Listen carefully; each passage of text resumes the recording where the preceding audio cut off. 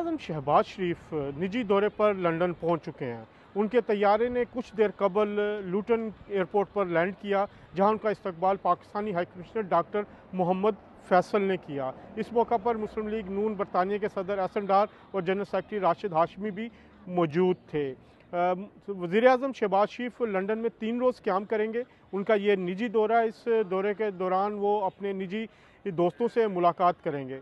वज़ीर-ए-आज़म शहबाज शरीफ पीर की सुबह इस्लामाबाद पहुँचेंगे। मुस्लिम लीग नून के सदर मियाँ मोहम्मद नवाज शरीफ कल यहाँ लंदन पहुँच रहे हैं। वो निजी दौरे पर तकरीबन 2 हफ़्ते के लिए लंदन आ रहे हैं, जहाँ पर वो अपना मेडिकल चेकअप करवाएंगे। इसके अलावा उनकी यहाँ पर मुलाकातें भी मुतवक्के हैं।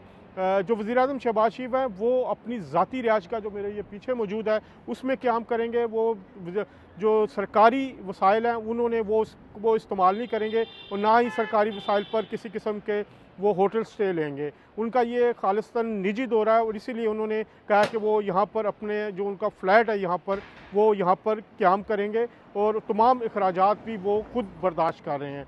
वज़ीर-ए-आज़म शहबाज शरीफ कुछ देर बाद यहाँ अपने फ़्लैट पे पहुँचेंगे। इस वक्त वो लूटन से लंदन की तरफ आ रहे हैं।